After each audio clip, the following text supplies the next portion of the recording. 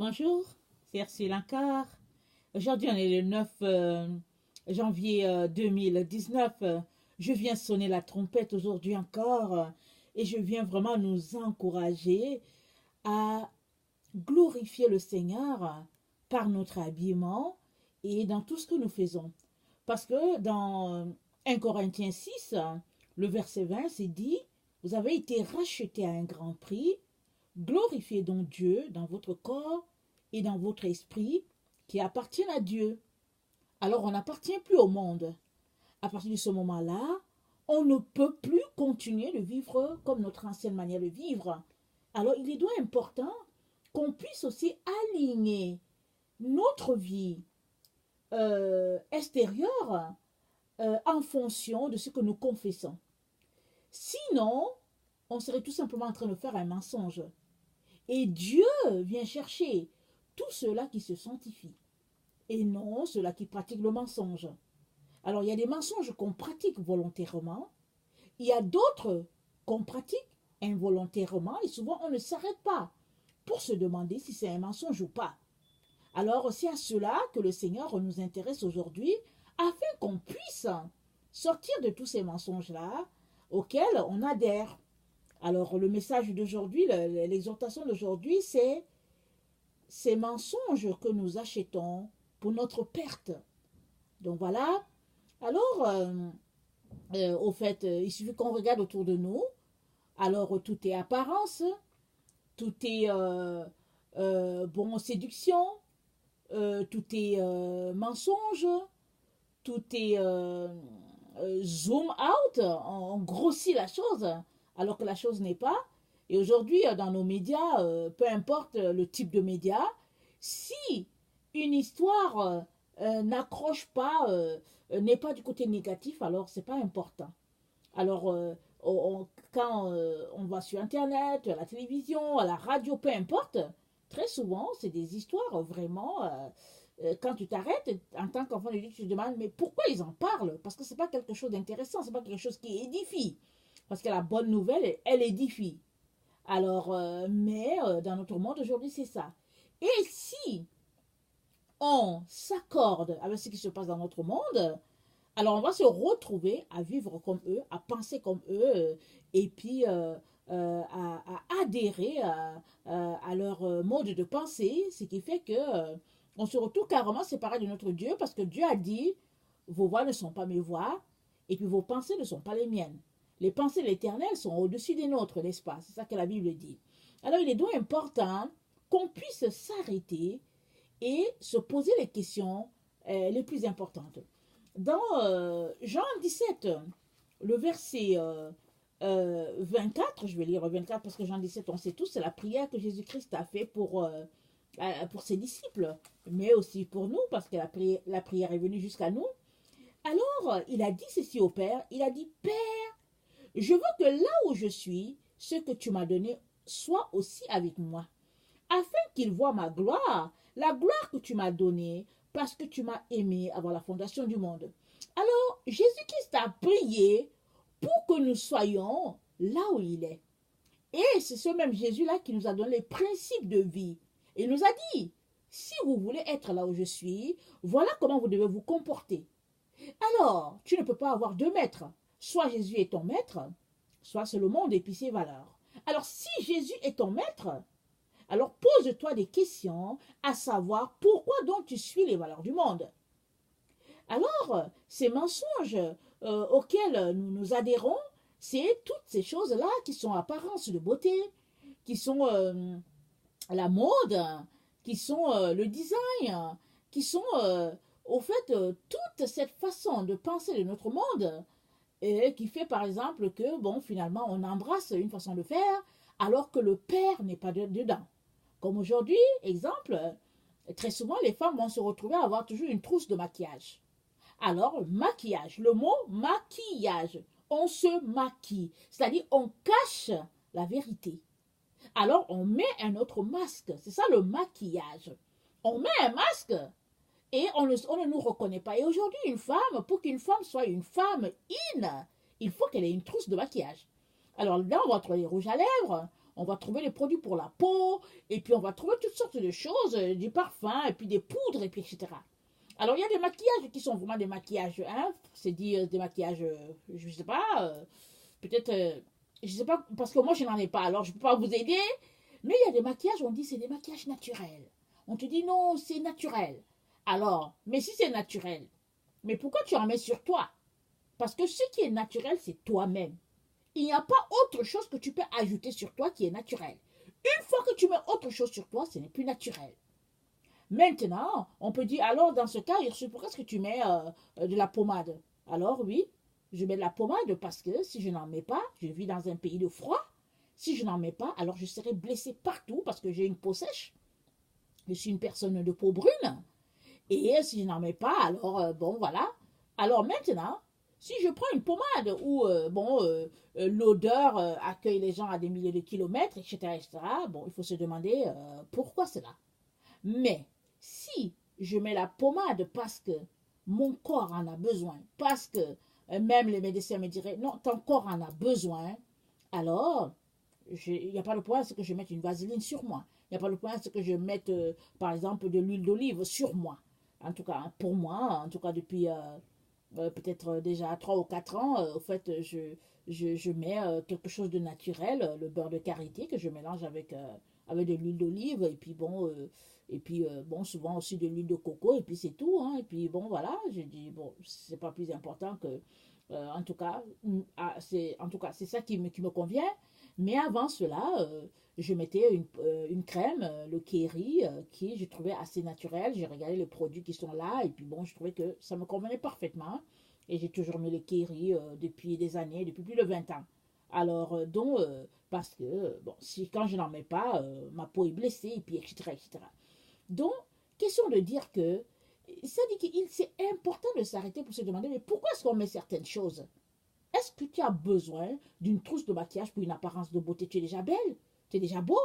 Et aujourd'hui, ce n'est plus juste les femmes qui ont une trousse de maquillage, même les hommes en ont. Alors, avant, quand on voyait un homme, on savait que bon, il est comme ça, il est naturel. Mais aujourd'hui, quand on voit un homme, on ne sait plus s'il est un homme falsifié, sophistiqué ou bien s'il est naturel. Parce qu'il y a des hommes aussi qui se décapent. Il y a beaucoup d'hommes qui se décapent la peau parce que on leur a dit à quelque part que si tu avais une peau un peu claire, bon, tu étais tu étais quelqu'un qui était beau. Et que si tu as une peau assez bronzée ou bien chocolat, alors tu es vilain. Alors ça, c'est sûr et certain que c'est une injure à notre Créateur directement. Sans passer par 1000 chemins, c'est une injure. On ne peut pas passer son temps à se décaper parce qu'on ne veut pas ce que Dieu nous a donné. Alors, parce que ce même Dieu-là, tu vas te retrouver devant lui un jour et il ne va pas te reconnaître parce que lui, il t'a donné une peau, en tout cas, tu ne seras pas comme il t'a créé. Alors, c'est important, non, de s'en tenir à la personne que nous sommes parce que Dieu a voulu que nous soyons comme ça. Parce que ce qui est important, ce n'est pas l'apparence extérieure. Ce qui est important, c'est ce qui est dans le cœur. Et ce que tu as dans le cœur, c'est ça qui va sortir, qui va transparaître. Alors, si à l'intérieur, c'est bon, à l'extérieur, ça devrait être aussi bon. Alors, il y a beaucoup d'enfants de Dieu qui disent que non, moi je me sanctifie, à l'intérieur je suis déjà sanctifié, je n'ai pas besoin de l'extérieur. Mais Jésus-Christ nous a dit, cette pensée, elle est une pensée fausse. Parce que Jésus-Christ a dit, il faut qu'on le lise, je pense que c'est dans Matthieu 23, le verset 24 à 26 que j'aimerais qu'on lise, parce que Jésus-Christ a parlé aux pharisiens, mais il leur a dit, écoutez, vous nettoyez l'extérieur, mais vous laissez l'intérieur sans être nettoyé. Jésus-Christ a dit, il faut tout nettoyer, l'intérieur et l'extérieur. Donc, il est donc important qu'on puisse nettoyer et l'intérieur et l'extérieur. Alors, si toi, tu es un enfant de Dieu et que tu penses que ton intérieur est nettoyé, alors l'extérieur devrait suivre. Sinon, tu serais quelqu'un qui marche dans le faux. Tu serais quelqu'un qui est versé à des mensonges parce que tu ne reflètes pas qui tu es en réalité. L'intérieur dit une chose alors que l'extérieur montre autre chose. Alors, on va lire le verset, en tout cas c'était un peu long, mais j'ai juste pris cette partie-là qui va nous intéresser. Alors, Matthieu 23, le verset 24 à 26, conducteur aveugle, il parlait aux pharisiens, qui coulait le moucheron et qui avalait le chameau. Malheur à vous, scribes et pharisiens hypocrites, parce que vous nettoyez le dehors de la coupe et du plat, et qu'au-dedans ils sont pleins de rapines et d'intempérance. Pharisiens aveugles, nettoie premièrement l'intérieur de la coupe et du plat, afin que l'extérieur aussi devienne net. Alors Jésus-Christ est en train de nous dire que si ton intérieur est nettoyé, l'extérieur doit aussi être net. Alors nous les enfants de Dieu, qu'est-ce que nous faisons? Nous nettoyons l'intérieur, n'est-ce pas? Nous aimons le Seigneur, nous lui donnons notre vie. Alors vraiment on l'aime, on passe le temps dans sa présence et puis on fait tout pour que notre cœur soit en connexion avec lui. Alors si c'est la foi que tu confesses, si c'est comme ça que tu vis, sanctifié à l'intérieur, pourquoi à l'extérieur ça ne suit pas? Qu'est-ce qui fait qu'à l'extérieur ça ne suit pas? Peut-être parce que tu es versé à la mode et que tu ne réalises pas que c'est un péché. Mais Dieu te dit que si ton intérieur est nettoyé, automatiquement ton extérieur devrait être nettoyé. Alors il est donc important que tu puisses mettre ta vie en règle, de telle sorte que dedans ou dehors, c'est la même personne. On la reconnaît dans tout ce qu'elle est. Très très important. Sinon, on serait tout simplement quelqu'un qui est hypocrite ou bien quelqu'un qui pratiquerait le mensonge comme le reproche que Jésus-Christ est en train de faire à ces pharisiens-là. Eux, par contre, ils nettoyaient l'extérieur pour paraître bien devant les gens, mais à l'intérieur, ça bouillait. Ça bouillait, c'était plein de colère et puis de toutes sortes de manigances, d'hypocrisie. Et Jésus-Christ dit, non, on ne fait pas ça. Et aujourd'hui, dans notre temps, les chrétiens, ils font tout autour de leur possible pour qu'à l'intérieur, ils disent on aime Jésus, et puis bon, en tout cas, ils font tout ce qu'ils lui chantent toutes les chansons d'amour qu'ils peuvent, mais extérieurement, ils sont versés vers la mode, et puis ceci, et puis bon, voilà, et surtout les femmes, et puis bon, quoique aujourd'hui, on ne sait plus qui est femme, qui est homme, parce que bon, souvent tu regardes les hommes, ils ont des bijoux partout sur eux, et puis on dit que, moi j'ai déjà parlé avec des jeunes, et puis on m'a dit que non, maman, en votre temps, c'était les femmes qui mettaient les bijoux. En notre temps, c'est les deux sexes, il n'y a pas de problème. Mais la Bible dit, il y a un problème. Il y a un sérieux problème. Parce que Dieu appelle ça des dieux. Dieu appelle ça, si tu portes quelque chose sur toi, Dieu appelle ça les dieux. Parce qu'à quelque part, c'est dit que, bon, les gens qui portent leur Dieu sur eux, de l'or, de l'argent et tout. Dieu dit, écoute Israël, l'Éternel, ton Dieu, c'est le seul Dieu. Tu n'auras point d'autre Dieu devant ma face. Quand bien même, toutes ces choses-là que tu portes sur toi, tu penses que ce n'est pas de l'idolâtrie, Dieu appelle ça idolâtrie. Pour Dieu, c'est être idolâtre, porter ces choses-là. Donc, il est important de choisir qui tu veux servir. Est-ce que tu veux servir le Seigneur ou bien est-ce que tu veux servir le monde? Alors, si c'est le Seigneur que tu veux servir, s'il te plaît, mets ta vie en règle, afin que là où Jésus est, tu puisses aussi te retrouver là avec lui. Sinon, Jésus va juste te tourner le dos. Parce que tu n'as pas marché selon ses principes, alors je ne vois pas comment il va pouvoir dire, bon, celui-là c'est mon enfant, mais quand même, non. Jésus a dit, si tu me réunis devant les hommes, je te réunirai devant mon Père. Et ça implique tout. Ça va dans toutes les sphères de notre vie. Ce n'est pas juste d'ouvrir sa bouche pour dire que bon, j'ai réuni Jésus. Non, non, non. C'est dans ton comportement, dans tout ce que tu fais, tu devrais prouver que tu es un enfant de Dieu. Alors, il est donc important vraiment que nous puissions régler toutes ces choses-là à régler. Parce que pour le Seigneur, c'est très, très important. Alors,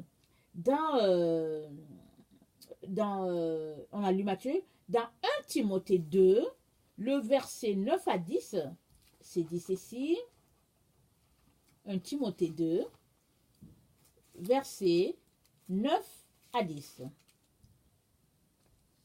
Je veux aussi que les femmes vêtues d'une manière décente, avec pudeur et modestie, ne se parent ni de tresses, ni d'or, ni de perles, ni d'habits somptueux, mais qu'elles se parent de bonnes œuvres, comme il convient à des femmes qui font profession de servir Dieu. Donc, pour le Seigneur, si tu veux te parer, pars-toi de bonnes œuvres. Que tu sois un homme ou une femme, pars-toi de bonnes œuvres.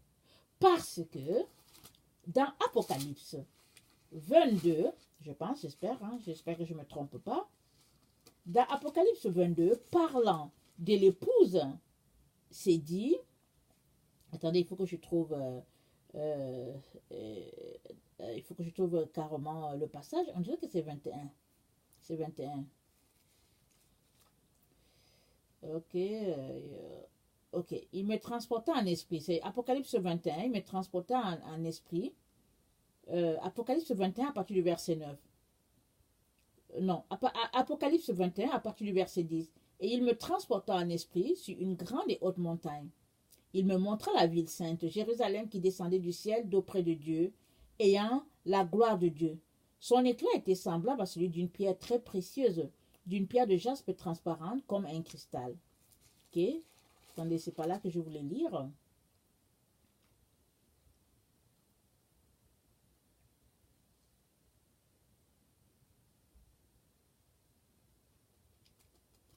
Attendez. Ok, c'est là où c'est dit que l'épouse s'est préparée. Et l'épouse s'est préparée, et elle s'est préparée, elle s'est parée, c'est les œuvres des saints. Je ne vois pas le passage clairement parce que je ne veux pas me mettre à fouiller. Alors, il est important qu'on saisisse que si tu veux te préparer pour Dieu, il s'agit de te parer des œuvres. Les œuvres que Dieu a préparées d'avance pour toi, c'est ça se parer. Dieu regarde cela. Ce n'est pas tes bijoux, ce n'est pas ceci, ce n'est pas tes vêtements, ce n'est pas les choses somptueuses, ce n'est pas ça. Ok, c'est pas parce que tu ne portes pas les choses somptueuses à l'église que tu pourrais les porter aussi à l'extérieur. Non, non, non. Le Seigneur veut tout simplement, comme on vient de lire, qu'on puisse s'habiller de façon décente, sans attirer l'attention sur soi, parce que ce qui est important pour le Seigneur, ce n'est pas ça. C'est pas sur ça que Jésus-Christ porte le regard. Jésus-Christ porte le regard sur tes œuvres. Alors, comme on vient de lire, il dit, mais 1 Timothée 2, verset 10, mais qu'elle se parle de bonnes œuvres, comme il convient des femmes qui font profession de servir le Seigneur. Les bonnes œuvres, Dieu regarde à cela. Alors, fais tout pour sortir de cette manière de vivre du monde. Parce que le monde porte le regard sur ce qui frappe l'œil. Alors, bon, on va faire là, ils vont créer des modes, il y a les industries de mode, toutes sortes, on dit que bon, cette fois-ci c'est telle mode, et puis telle mode, surtout même dans nos pays d'Afrique, où souvent on dit que ah, c'est tel pagne, mon mari est capable, et puis patati patata, tu ne devrais pas prêter foi à cela, tu ne devrais pas t'accorder avec ces choses-là, parce que ces choses-là, c'est une abomination devant l'Éternel. Il veut tout simplement que tu t'habilles de façon décente, correcte, ne pas attirer l'attention sur toi, un peu comme lui, on dit que Jésus-Christ était sans éclat, sans beauté. Alors ça veut dire qu'il n'y avait rien sur lui qui attirait. Alors, maintenant que tu es habillé comme ça, Dieu te dit, pars-toi de bonnes œuvres. Ça, oui, c'est un parfum de bonne odeur à notre Père. Alors, c'est pour le passage dans l'Apocalypse, je vais prier que tu puisses le trouver. On dit que l'épouse s'est préparée. Alors, mais bon, là, je ne l'ai pas sous les yeux et puis je ne veux pas me mettre à regarder. Et puis bon, ce qui fait que finalement, ça va nous perdre le temps et puis nous sortir un peu de ce que je voulais apporter comme enseignement de la part du Seigneur. Alors, donc, il est donc important de s'assurer que dedans et dehors, on convient, c'est-à-dire que ce qu'on fait convient au Seigneur. Très, très important. Alors, dans Job, attendez, dans Tite 2, et aujourd'hui on va un peu fouiller un peu, dans Tite 2, le verset 11 à 12, c'est dit ceci, très important qu'on le lise, Tite 2, verset 11 à 12. Car la grâce de Dieu, source de salut pour tous les hommes, a été manifestée. Elle nous enseigne à renoncer à l'impiété et aux convoitises mondaines et à vivre dans le siècle présent selon la sagesse, la justice et la piété. En attendant la bienheureuse espérance et la manifestation de la gloire du grand Dieu et de notre Sauveur Jésus-Christ. Alors, ça dit que la grâce de Dieu, si tu bénéficies de la grâce de Dieu, cette grâce-là t'enseigne à renoncer aux convoitises du monde. C'est ça qu'on a lu. Mais si toi, tu es enfant de Dieu et que tout ce qui est dans le monde t'attire, pose-toi des questions. Demande au Seigneur de t'aider. Crie au Seigneur. Parce que ça, c'est quelque chose qui va t'éloigner de ton Dieu. Parce que le Seigneur n'est pas porté à ces choses-là. Amen. Et c'est des choses qui font, c'est la séduction, et puis c'est vers ça que les gens du monde sont portés. Mais un enfant de Dieu n'est pas porté à ces choses-là. Alors, dans Job 28, à partir du verset 12, c'est dit ceci, parce que je pense que c'est un de ses amis qui donne une leçon, et ça nous interpelle à la sagesse divine dans ce temps où nous nous trouvons. Alors, 28, à partir du verset 12, c'est un peu long, mais c'est très important qu'on puisse le lire pour saisir certaines vérités. Alors, ça c'est, je ne sais pas c'est quel ami de Job qui parle, mais il dit, au verset 12, « Mais la sagesse, où se trouve-t-elle? Où est la demeure de l'intelligence? L'homme n'en connaît point le prix. Elle ne se trouve pas dans la terre des vivants. L'abîme dit, elle n'est point en moi. Et la mer dit, elle n'est point avec moi. Elle ne se donne pas contre de l'or pur. Elle ne s'achète pas au poids de l'argent. Elle ne se pèse pas contre l'or d'Ophir, ni contre le précieux d'onyx, ni contre le saphir. Elle ne peut se comparer à l'or, ni au verre. Elle ne peut s'échanger pour un vase d'or fin. Le corail et le cristal ne sont rien auprès d'elle. La sagesse vaut plus que les perles. La topaze d'Éthiopie n'est point son égale. Et l'or pur n'entre pas en balance avec elle. D'où vient donc la sagesse? Où est la demeure de l'intelligence? Elle est cachée aux yeux de tout vivant. Elle est cachée aux oiseaux du ciel. Le gouffre et la mort disent, nous n'en avons point entendu parler. C'est Dieu qui en sait le chemin. C'est lui qui en connaît la demeure. Car il voit jusqu'aux extrémités de la terre, il aperçoit tout sous les cieux. Quand il régla le poids du vent, et qu'il fixa la mesure des eaux, quand il donna des lois à la pluie, et qu'il traça la route de l'éclair et du tonnerre, alors il vit la sagesse et la manifesta, et il en posa les fondements, et la mit à l'épreuve. Puis il dit à l'homme, voici la crainte du Seigneur, c'est la sagesse. S'éloigner du mal, c'est l'intelligence. Voici la leçon que Dieu nous donne en tant que ses enfants. Il dit, voici la crainte du Seigneur, c'est la sagesse.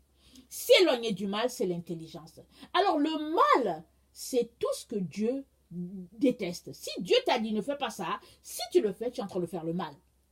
Alors, il dit, la crainte du Seigneur, c'est la sagesse. Si tu es quelqu'un qui craint le Seigneur, tu es quelqu'un qui est sage. Tu es quelqu'un qui a la sagesse. Alors, si tu crains le Seigneur, tu devrais obéir à ce qu'il te dit. Tu ne devrais pas être quelqu'un qui respecte une partie de la Bible et l'autre partie, tu ne respectes pas parce que ça ne fait pas tes affaires. Tu ne devrais pas être quelqu'un qui soit sélectif. Il y a des gens qui sont sélectifs. Il y a des personnes qui ont des foi sélectives. Leur foi est sélective. Alors, si quelque chose les arrange, ils disent, oh oui, en tout cas, alléluia, Jésus est bon. Si ça ne fait pas leur affaire, ils disent, je ne pense pas que c'est Dieu. Tu es sûr que c'est Dieu qui te parle? Tout simplement parce qu'ils ne veulent pas se plier. Alors, tu sais quoi? Ce jour-là, devant Dieu, tu ne vas pas jouer à ta comédie. Pour le moment, tu peux jouer à ta comédie pour dire, oh, je ne savais pas, et puis bon, nanana. Mais ce jour-là, devant Dieu, tu ne pourras pas jouer à la comédie. Alors moi, je t'encourage à commencer à sortir de la comédie dès maintenant. Et devant Dieu, tu seras clean. Amen. Alors, dans Proverbe 8, le verset 32, ça fait suite à ce qu'on... 32 à 36, ça fait suite à ce qu'on vient de lire. Et vous savez, le proverbe 8, c'est le proverbe qui parle beaucoup de sagesse. Et j'aime lire beaucoup ce proverbe-là. Quand je le peux, je fais tout pour le lire à chaque jour. Et si je ne réussis pas, bon, c'est ça. Mais vraiment, j'aime le lire à voix haute. Parce que pour me rappeler à chaque jour que j'ai besoin d'être sage, j'ai besoin de la sagesse divine pour pouvoir marcher sur cette terre-là. Alors, le proverbe 8, à partir du verset 32, c'est dit ceci, à partir du verset 32. Et maintenant, mes fils, écoutez-moi, c'est la sagesse qui parle. Et heureux ceux qui observent mes voies. Écoutez l'instruction pour devenir sage. Ne la rejetez pas. Heureux l'homme qui m'écoute. qui veille chaque jour à mes portes et qui en garde les poteaux. Car celui qui me trouve a trouvé la vie et il obtient la faveur de l'Éternel. Mais celui qui pêche contre moi nuit à son âme. Tous ceux qui me haïssent aiment la mort. Alors si tu aimes la vie, aime le Seigneur. Et comment peux-tu aimer le Seigneur? C'est en obéissant à ses commandements. Et parmi les commandements du Seigneur, il y en a qui portent sur l'habillement, sur ta manière d'être, sur les mensonges et tout. Alors, le mensonge dans lequel nous nous retrouvons très souvent, surtout nous les femmes, c'est de croire à ces industries, ces industries de mode-là, et puis qui nous font acheter toutes sortes de choses qui, au fait, dans le fond, sont là pour notre perte. Et puis, on n'a même pas besoin de toutes ces choses-là. Et même, surtout pour les femmes qui portent des mèches, des postiches, des perruques, ces choses-là te changent. Et puis, finalement, tu n'es plus la même personne. Alors, quand tu te regardes devant le miroir, tu es une personne sans ces choses-là. Et une fois que tu les mets, tu deviens une autre personne. Donc, tu te réclames enfant de Dieu et tu portes les habillements de la sirène des eaux, de Jézabel, toutes ces choses-là. Il est important de sortir de ces choses-là parce que c'est qui que tu veux séduire? C'est les démons que tu veux séduire. C'est Satan que tu veux séduire parce que ce n'est pas Jésus que tu veux séduire. Parce que Jésus t'aime tel que tu es. C'est lui qui t'a créé. Il t'a créé tel que tu es. Tu n'as pas besoin de maquillage, de mettre une poudre sur toi pour cacher tes rides. Est-ce qu'on peut cacher les rides? On peut les cacher. Les rides vont venir. Si aujourd'hui tu as 50 ans et que tu n'as pas encore des rides, c'est pas grave. Tu les auras.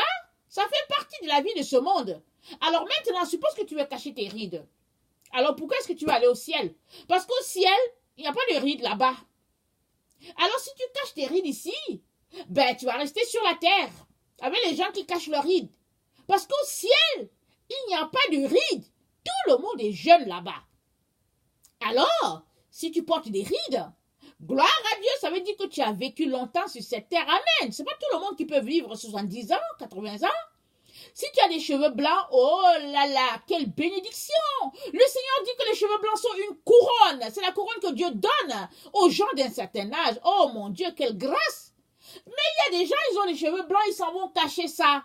Ils mettent plein de produits, de poudre dedans, et puis ils ont des cheveux noirs. Et puis tu vois le visage a des rides. Et tu regardes la tête est couleur noire, et puis tu te dis, mais qu'est-ce qui se passe?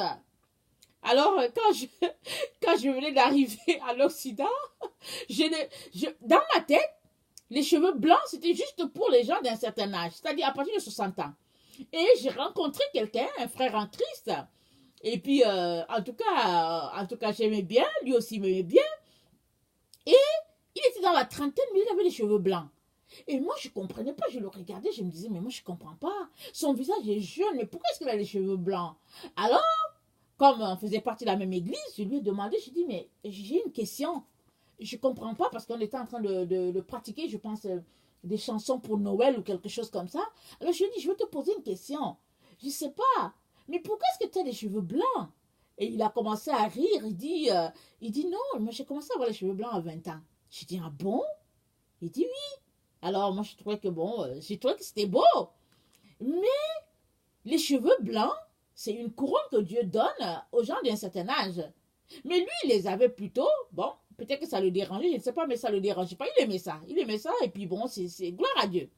Mais aujourd'hui, il y a des gens, Dieu leur a donné une couronne. Dieu t'a donné une couronne. Alléluia. Il a dit que c'est la couronne, que c'est une bénédiction. Alors toi, tu dis cette bénédiction-là, j'en veux pas, tu t'en vas cacher ça. Tu mets les produits, tu t'en vas t'asseoir. Non seulement tu mets les produits, mais ces produits-là peuvent te rendre malade. Il paraît que ça donne le cancer. Et toutes sortes d'histoires. Tu t'en vas inhaler toutes sortes d'histoires. Alors moi, c'est un témoignage que j'étais dans la vingtaine et puis je voulais travailler dans ce domaine-là. J'ai même pris des cours et tout. Ah, un jour, j'étais en train de prendre des cours, il me restait peut-être 2 mois pour finir. Ah, le Seigneur m'a fait sortir de là. Il m'a dit non, out. Il dit, je donne à manger, même à ceux-là qui dorment. Alors, si tu veux faire ça pour faire à manger, non, je ne veux pas. J'ai obéi. Beaucoup plus tard, j'ai compris pourquoi Dieu ne voulait pas que j'aille là-bas. Parce que j'allais détruire les cheveux des gens. J'allais pécher en faisant toutes sortes d'histoires que Dieu n'aime pas. Or, je suis la servante de l'Éternel et Dieu me mettait en garde. Il ne voulait pas que je touche à ces choses-là. Et en tout cas, il ne voulait pas. Aujourd'hui, je comprends. Je dis, ah Seigneur, merci parce que tu m'as gardé. Alors, il est donc important, vraiment, que nous fassions très, très attention. Alors, tu exprimes ton amour envers le Seigneur par la crainte que tu as de lui en obéissant à ce qu'il te dit.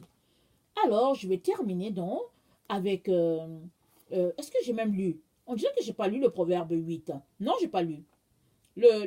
Écoutez, ok, je l'ai lu.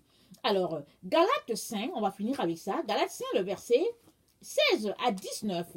Ça dit ceci. 16 à 19. Galates 5, 16 à 19. Je dis donc, marchez selon l'esprit et vous n'accomplirez pas les désirs de la chair. Car la chair a des désirs contraires à ceux de l'esprit et l'esprit en a de contraires à ceux de la chair. Ils sont opposés entre eux afin que vous ne fassiez point ce que vous voudriez. Si vous êtes conduit par l'esprit, vous n'êtes point sous la loi. Or, les œuvres de la chair sont manifestes, ce sont l'impudicité, l'impureté, la dissolution, l'idolâtrie, la magie, les inimitiés, les querelles, les jalousies, les animosités, les disputes, les divisions, les sectes, l'envie, l'ivrognerie, les excès de table et les choses semblables. Je vous dis d'avance, comme je l'ai déjà dit, que ceux qui commettent de telles choses n'hériteront point le royaume de Dieu. Alors, donc voilà. Alors, l'impureté, la dissolution, l'idolâtrie, on peut mettre toutes ces choses-là, les mensonges de ce siècle-là, dans cette catégorie-là, parce que, bon, on nous fait acheter toutes sortes d'histoires, alors que le Seigneur dit qu'on n'a pas besoin de ça, qu'on a besoin d'être décent dans tout ce que nous faisons. Alors, je viens vraiment nous encourager à vraiment mettre ce domaine-là de notre vie en règle. C'est très, très important. Alors, le Seigneur m'a demandé hier d'apporter encore une exhortation dessus. Et puis, moi, j'ai dit, mais Seigneur, j'en ai déjà parlé l'année dernière. Je pense peut-être qu'il y a 18 mois, je ne sais plus, j'en ai déjà parlé. Mais le Seigneur a voulu que je revienne là-dessus. Et puis, aujourd'hui, que le Seigneur m'a fait sortir de toutes ces choses-là. Souvent, je suis vraiment assez triste quand je vois des petites filles qui portent des mèches, qui portent toutes sortes d'histoires sur eux, sur elles, parce que la maman met ça comme signe de beauté. Donc, nous les femmes, nous les mamans, l'enfant a déjà 2 ans, on apprend déjà à l'enfant d'être dans la séduction. Alors, pourquoi on met ça sur la tête de l'enfant? Très souvent, les femmes disent que bon, ça va m'aider à ne pas tresser à toutes les semaines. Parce que quand l'enfant va à l'école avec les cheveux crépus, on comprend que c'est difficile. Quand l'enfant a les cheveux crépus et que c'est long, c'est plus facile de tenir ça comme ça. Sinon, il faut peut-être que l'enfant ait les cheveux coupés. Sinon, si l'enfant n'a pas les cheveux coupés et tout, alors on a de la difficulté. Mais si tu pries, le Seigneur va te donner de savoir comment coiffer ta petite fille, peut-être en lui faisant des pompons sur la tête, 3, 4, pour aller à l'école et tout. On n'a pas besoin de se verser dans toutes ces choses-là. Surtout que ces choses-là, les mèches, les postiches, c'est des choses qui sont fabriquées dans le monde marin. Et puis on vient de lire dans Job que ce n'est pas dans la mer qu'on trouve la sagesse. Ce n'est pas dans ces endroits-là. Là-bas, c'est le domaine des choses mystiques, des choses des divinités, vraiment le domaine des démons, les anges déchus, ils sont dans ces endroits-là. Alors pourquoi est-ce que nous allons prendre des endroits, des choses dans les domaines, dans un milieu infesté par les démons pour venir mettre ça sur la tête de nos enfants? Posons-nous des questions. Vraiment, mes chers frères et chères sœurs, la sanctification, c'est pas compliqué. Il faut d'abord le vouloir. Alors je viens nous encourager à vouloir sortir de ces choses-là parce que nous aimons notre Seigneur Jésus. Amen. Donc voilà, si tu es quelqu'un qui ne connaît pas le Seigneur, je viens te dire que Jésus-Christ est mort aussi pour toi. Alors, Jésus-Christ n'est pas juste mort pour les chrétiens, ce n'est pas le sauveur des chrétiens, c'est le sauveur de l'humanité entière. Alors si tu lui donnes ta vie, tu ne regretteras pas, parce qu'il te conduira directement au Père, il te connectera à celui-là qui t'a créé, et tu passeras l'éternité à ses côtés. Amen. Voilà, je vous aime beaucoup, et Dieu davantage. Ça y est, béni. Merci.